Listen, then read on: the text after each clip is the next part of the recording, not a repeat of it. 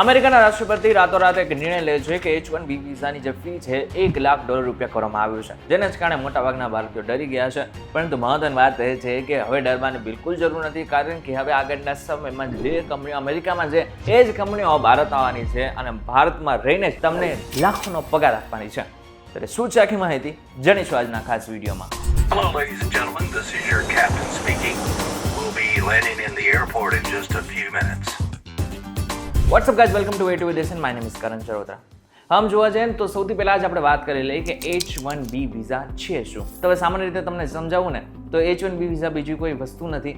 સામાન્ય રીતે અમેરિકાની મોટી મોટી કંપનીઓ છે એમને પોતાની કંપનીઓમાં સારા માણસોની જરૂર છે, એટલા માટે થઈને વિદેશથી જે માણસોને તે બોલાવે છે, એટલા માટે થઈને જે વિઝા બહાર પાડવામાં આવે છે એને જ H-1B વિઝા કહેવામાં આવે છે. તમને જણાવી દઉં કે અમેરિકાની મોટા ભાગની કંપનીઓમાં જે બહારથી લોકો આવે છે એમાંથી ભારતીયોનો જે હિસ્સો છે ને એ 70% થી 75% છે. એટલા માટે થઈને અત્યારે જે ફીમાં વધારો કર્યો છે ને એટલા માટે થઈને ઘણા બધા ભારતીયો અત્યારે ટેન્શનમાં છે. પરંતુ બધું જ થઈ રહ્યું છે એમાં ઘણા બધા નિષ્ણાંતોનું અત્યારે હાલ એવું કહેવું છે કે આનાથી સીધો ફાયદો ભારતને થઈ શકે છે.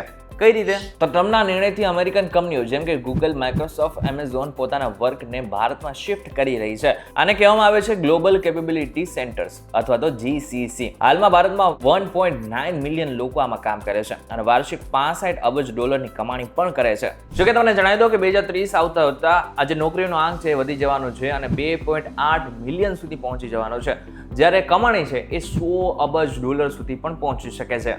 AI, સાયબર સિક્યુરિટી અને એનાલિટિક્સ જેવા હાઈ એન્ડ કામો ભારત આવશે. ભારતીય કંપનીઓ જેમ કે TCS, ઇન્ફોસિસ ને પણ વધુ પ્રોજેક્ટ મળશે અને જે ભારતીયો અમેરિકા વગેરે જઈ શકે નહીં તેઓ ભારતમાં રહીને મેક ઇન ઇન્ડિયાને મજબૂત કરી શકે છે. હવે આનાથી ભારતને સીધો શું ફાયદો થયો? સૌથી પહેલો ફાયદો થયો કે ભારતમાં તમને નોકરી મળશે, તમારે બહાર જવાની જરૂર નથી, તમે તમારા પરિવાર સાથે રહી શકો છો.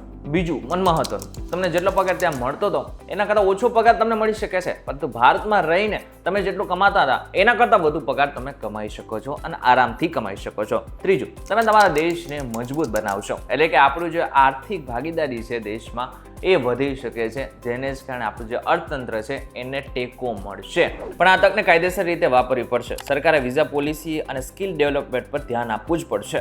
અત્યારે શું થઈ રહ્યું છે, અમેરિકાનું ડ્રીમ છે, અમેરિકન ડ્રીમ એમ કહેવામાં આવે છે, પરંતુ ઇન્ડિયન ડ્રીમ થાય એ હવે ધીરે ધીરે આપણને દેખાઈ રહ્યું છે અને આગળના સમયમાં બની પણ શકે કે મોટાભાગના ભારતીયો અમેરિકા નહીં પરંતુ ભારતમાં રહીને અમેરિકા જેટલું કમાઈ શકે. ત્યારે આ બાબતને લઈને તમારું શું કહેવું છે અમને જરૂર કમેન્ટ કરીને ચોક્કસથી કહેજો. વિડીયો થકી જો તમને ઇન્ફોર્મેશન મળે તો વિડીયોને લાઈક અને શેર જરૂરથી કરજો તથા જ ઇન્ફોર્મેટિવ વિડીયોઝ માટે VTV ડિજિટલ સાથે જોડાયેલા રહેજો.